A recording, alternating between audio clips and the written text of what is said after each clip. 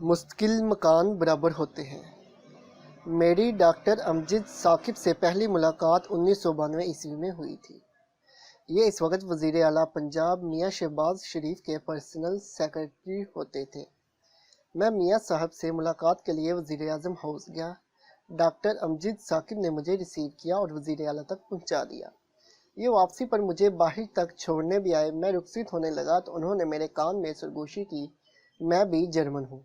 میں نے چونک کر ان کی طرف دیکھا اور گرم جوشی سے ہاتھ ملایا۔ جرمن ایک کوڈ ورڈ ہے، ہمارے ملک کے لاکھوں لوگ اس کوڈ ورڈ سے واقف ہیں، لہٰذا میں تفصیل بتا کر آپ کو بور نہیں کرنا چاہتا اور سٹوری کی طرف آتا ہوں۔ ڈاکٹر صاحب ڈی ایم جی افسر تھے۔ میاں شہباز شریف ہر دور میں جوان افسروں کو اپنے ساتھ رکھتے ہیں، لہٰذا یہ بھی ان کے قابو آ گئے۔ جنرل پرویز مشرف کا دور آیا اور یہ مختلف دفتروں اور پوزیشنز پر کام کرتے رہے۔ میں انہیں بھول گیا۔ مجھے غالباً 2002 میں ان کا فون آیا۔ یہ اسلام آباد آئے اور میں نے ان کے ساتھ راول ڈیم کے کنارے واک کی۔ ڈاکٹر صاحب نے واک کے دوران بتایا، میں نے گرامین بینک کی طرز پر ایک ادارہ بنایا ہے اور میں اسے فل ٹائم جوائن کرنے کے لیے نوکری چھوڑ رہا ہوں۔ مجھے ان کی بات عجیب لگی۔ کیوں؟ کیونکہ ڈی ایم جی پاکستان کے تمام نوجوانوں کا خواب ہوتی ہے۔ میں پوری زندگی اپنے بیٹوں کو اے سی اور ڈی سی دیکھنے کا خواب بنتی رہتی ہیں، لیکن ڈاکٹر صاحب یہ نوکری چھوڑنا چاہتے تھے۔ دوسرا، پاکستان کا ہر ملازمت پیشہ شخص زندگی کے کسی نہ کسی حصے میں عبدالستار ایدھی یا بل گیٹس بننے کی کوشش ضرور کرتا ہے۔ یہ شوق زیادہ تر لوگ چھٹی لے کر پورا کرتے ہیں، فیل ہوتے ہیں اور پھر دوبارہ پرانی طرحوں پر کام شروع کر دیتے ہیں، جبکہ چند سر پھرے استعفیٰ دے کر یہ حماقت کرتے ہیں اور پھر عمر بھر خود کو کوستے اور دیواروں کو ٹکرے مارتے رہتے ہیں۔ میں نے زندگی میں آج تک چند ایک کے سوا کسی کو نوکری چھوڑ کر کامیاب ہوتے نہیں دیکھا، لہٰذا میں زیادہ تر لوگوں کو مشورہ دیتا ہوں، آپ نیک اور اچھی بیٹیوں کی طرح چپ چاپ خاوند کے گھر بس جائیں، باہر کے حالات بہت خراب ہیں، بڑا پھینٹا پڑے گا وغیرہ وغیرہ۔ میں نے ڈاکٹر صاحب کو بھی یہی مشورہ دیا۔ میں نے ان سے عرض کیا، عبدالستار ایدھی اور ڈاکٹر یونس جیسے لوگ ہم سے مختلف ہوتے ہیں۔ ہم عام لوگ ہیں، ہم ایک خاص حد تک خاص ہو سکتے ہیں، ہم اس حد سے آگے نہیں جا سکتے، چنانچہ آپ چپ چاپ کام کریں۔ میں نے ان کو عبدالستار ایدھی کا ایک واقعہ بھی سنایا۔ ایدھی صاحب سے کسی پولیس افسر نے کہا تھا، میں بھی آپ کی طرح ویلفیئر کا کام کرنا چاہتا ہوں، میں کہاں سے شروع کروں؟ ایدھی صاحب نے ان سے کہا، آپ کو کسی جگہ جا کر ویلفیئر شروع کرنے کی ضرورت نہیں، آپ آج سے اپنے دفتر کو ایدھی ہوم، اپنی کرسی کو ایدھی سینٹر اور اپنے قلم کو ایدھی ایمبولینس سمجھ لیں۔ آپ اپنے عہدے کو ویلفیئر اور اپنے ہر ملاقات کو ایدھی سینٹر کا ضرورت مند بنا لیں، آپ مجھ سے بہت آگے نکل جائیں گے۔ میں نے ڈاکٹر امجد ثاقب کو مشورہ دیا، آپ کا فیوچر بہت برائٹ ہے، آپ اپنے قلم اور عہدے سے ڈاکٹر یونس سے زیادہ خدمت کر سکتے ہیں، آپ لوگوں کا مقدر بدل سکتے ہیں۔ لیکن ڈاکٹر صاحب کا ارادہ پکا تھا۔ یہ نوکری سے مستعفی ہوئے، اپنی زندگی اخوت کے لیے وقف کر دی اور پھر پیچھے مڑ کر نہیں دیکھا۔ ڈاکٹر صاحب نے اس دوران بڑی مشکل زندگی گزاری، گھر چلانے کے لیے 25,000 روپے ماہانہ پر پرائیویٹ جاب بھی کی اور گھر کے برتن اور زیور بھی بیچے، لیکن یہ ڈٹے رہے۔ میں آج اعتراف کرتا ہوں، میرا مشورہ اور ڈاکٹر امجد ثاقب کے بارے میں رائے دونوں غلط تھی۔ یہ اگر نوکری نہ چھوڑتے تو یہ آج نیب کی حراست میں ہوتے یا پھر طویل ترین ذلت کے بعد ریٹائر ہو چکے ہوتے۔ میرے دوست نے نوکری چھوڑی اور اخوت بنا کر کمال کر دیا۔ یہ بیوروکریسی بلکہ حکومت کاری کے دائرے سے بھی بہت آگے نکل گئے۔ آپ کو شاید یہ جان کر حیرت ہوگی، اخوت پاکستان کی پہلی تنظیم ہے جسے دنیا کی سب سے بڑی یونیورسٹی ہارورڈ میں کیس اسٹڈی کے طور پر پڑھایا جاتا ہے۔ یہ تنظیم 10,000 روپے سے شروع ہوئی تھی۔ ڈاکٹر امجد ثاقب نے 2001 میں بشرا بی بی کے نام کی ایک خاتون کو 10,000 روپے قرض حسنہ دیا تھا۔ خاتون نے 10,000 روپے سے بزنس شروع کیا اور وہ 6 ماہ میں نہ صرف اپنے قدموں پر کھڑی ہوگی بلکہ اس نے قرض بھی لٹا دیا۔ وہ 10,000 روپے برکت والے تھے،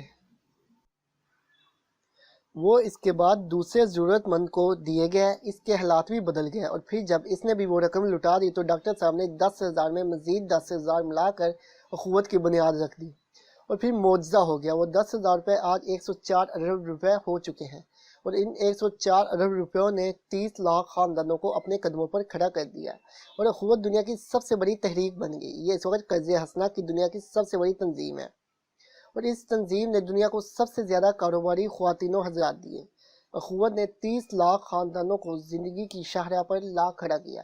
اخوت کا کام صرف قرضے ہنسنا اور بزنس تک محدود نہیں رہا، بلکہ یہ لوگ اب تک غریبوں کو 10,000 گھر بھی بنا کر دے چکے ہیں۔ حکومت نے 50 لاکھ گھروں کا منصوبہ بھی اخوت کے حوالے کر دیا ہے۔ حکومت نے پائلٹ پروجیکٹ کے لیے اخوت کو 1 ارب روپے دے دیے ہیں۔ یہ اس رقم سے جولائی تک بے گھروں کو 14,000 گھر بنا کر دیں گے۔ ڈاکٹر امجد ثاقب نے 2015 میں دنیا کی پہلی فری یونیورسٹی بنانے کا فیصلہ بھی کیا۔ یہ ایک ایسی یونیورسٹی کا خاکہ تھا جس میں کسی طالب علم سے 1 پیسہ فیس نہ لی جائے اور اسے تعلیم کے ساتھ ساتھ کپڑے، جوتے، کتابیں، کھانا اور رہائش بھی دی جائے۔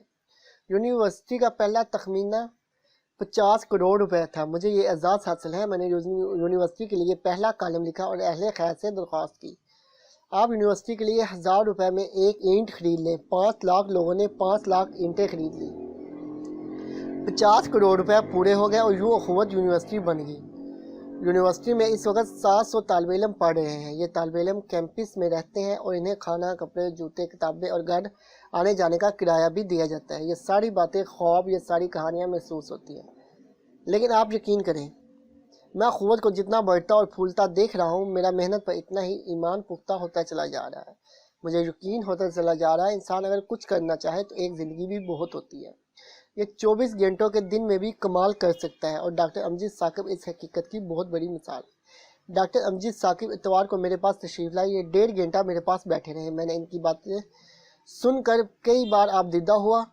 یہ شخص اکیلا 30 لاکھ گھروں میں برکت، رزق اور ترقی لے کر آیا۔ ہم اگر ایک گھر میں 5 فرد سمجھ لیں تو یہ 1.5 کروڑ لوگ بنتے ہیں، اور یہ لوگ اسکینڈینیوین ملکوں کی مجموعی آبادی کے برابر ہیں۔ کیا یہ کمال نہیں، اور کیا یہ پاکستان جیسے ملک میں بہت بڑا کمال نہیں؟ ڈاکٹر صاحب نے بتایا، ہم قرض دیتے وقت کسی شخص سے کسی قسم کی ضمانت نہیں لیتے۔ ہم جائیداد، گاڑی یا موٹر سائیکل کے کاغذات بھی گروی نہیں رکھتے۔ ہم لوگوں پر اندھا ٹرسٹ کرتے ہیں، اور اس اندھے ٹرسٹ کے باوجود آج تک اخوت کی ریکوری 99.99% ہے۔ ہم سے جو شخص قرض لیتا ہے وہ وقت پر اس کی ادائیگی کرتا ہے، مگر ہم اس کے باوجود پاکستان کے لوگوں کو بے ایمان کہتے ہیں، پتہ نہیں کیوں۔ ڈاکٹر صاحب نے باتوں ہی باتوں میں بتایا، ہم انسان زندگی میں ہر سائز اور ہر قسم کے گھر بنا سکتے ہیں۔ ہم ایک مرلے کی جھگی سے لے کر ایکڑ کے محل بنا سکتے ہیں۔ ہم ایک مرلے کی جھگی سے لاکھ ایکڑ کے محل میں رہ سکتے ہیں۔ ہمارے صوفوں، بیڈز، کرسیوں اور گاڑیوں کے سائز بھی مختلف ہو سکتے ہیں، لیکن مرنے کے بعد بادشاہ ہو یا فقیر، دونوں کی قبر کا سائز ایک ہی ہوتا ہے۔ یہ دونوں 2x6 کے گڑھے میں دفن ہوتے ہیں اور حشر تک اسی گڑھے میں رہیں گے۔ چنانچہ آپ حقیقت دیکھ لیں، عارضی زندگی میں ہر شخص کا مکان اس کے عہدے، اس کے رتبے اور اس کی کامیابی کے مطابق ہوگا، جبکہ مستقل زندگی میں شاہ ہو یا گدا دونوں برابر ہوں گے۔ ڈاکٹر صاحب کا کہنا تھا، آپ لوگوں کو یہ حقیقت بتائیں، یہ سونے کا چمچ لے کر پیدا ضرور ہو سکتے ہیں، یہ زندگی میں کامیابی کے جھنڈے بھی گاڑ سکتے ہیں، لیکن مرنے کے بعد، جی ہاں، زندگی کے بعد ان کی جائے رہائش اور عام غریب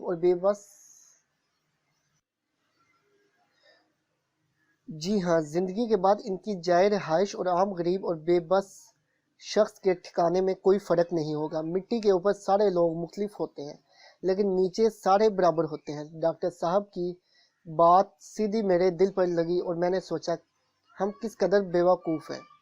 ہم روز قبرستانوں کے قریب سے گزرتے ہیں، لیکن ہمیں یہ حقیقت یاد نہیں آتی ہم کتنے نالائق، کتنے احمق ہیں۔